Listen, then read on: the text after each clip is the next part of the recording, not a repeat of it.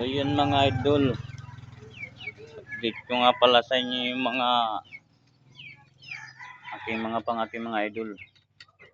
Araw po ngayon ng Lunes mga idol at ipasok yung mga anak ko sa school kaya hindi ako makakapangati.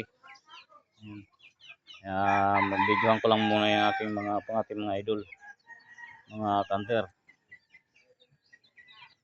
Ito yung mga aking mga kanter.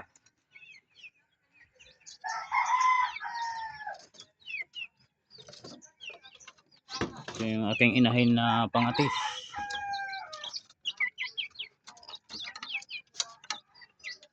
Ayan. Aking inahin na pangatis. Dalawa nang nahuli niyan ngayong November mga idol. At ito naman yung bago kong huli mga idol. Mahilap pa. Pero malakas na siyang manilaok.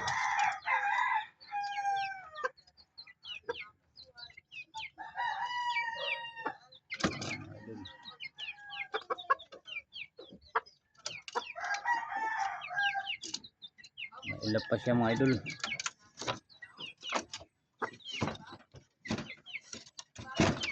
At nandito naman yung tatlo kong pangati dito mga idol. Mga kanter dito.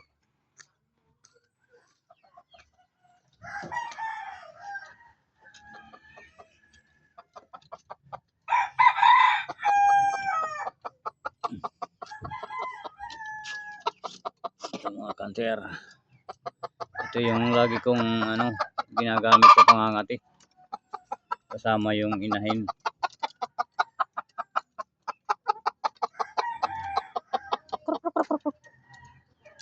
Yan mga kanter.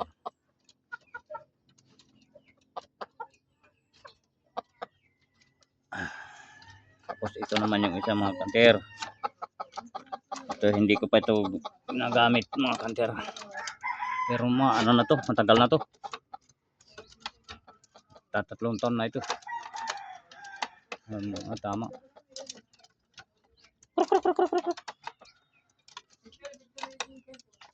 Ano pa siya, logon pa. Ano yan mga idol? Mistiso. Lahing Texas na yan. Doon ko yan nahuli sa may sa bundok.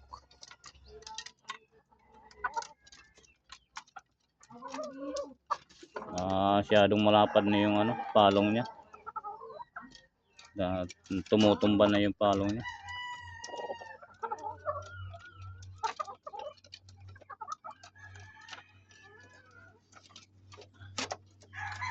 Ito naman yung isa kong pangati mga idol, mga kanter. Anong tahid nito? Tatlo.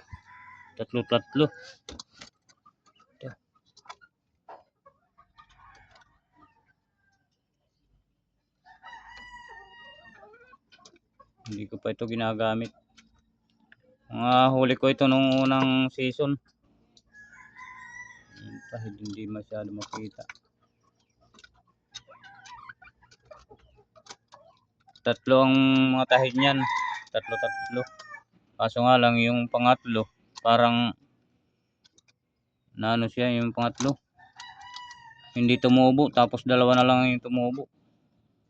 Bali, 4 na lang tahid niya. Ngayon, 4. Dala-dalawa. Bakit isang pa.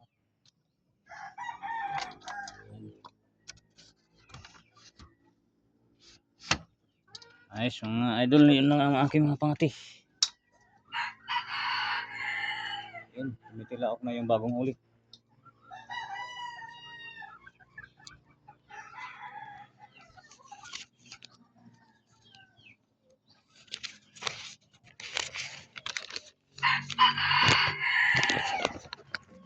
At magsa-shoutout nga pala tayo mga idol sa aking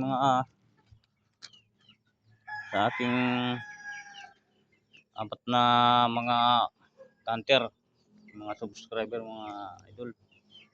Si Samsia Dumaraya, shoutout kay Palawan Hunter, shoutout kay Manok tayo bahay. Shout out kay Mr. Hunters Vlog. Maraming salamat mga idol. So, shout out sa inyong lahat mga idol, mga kanter. Maraming salamat po. Dito na lang po.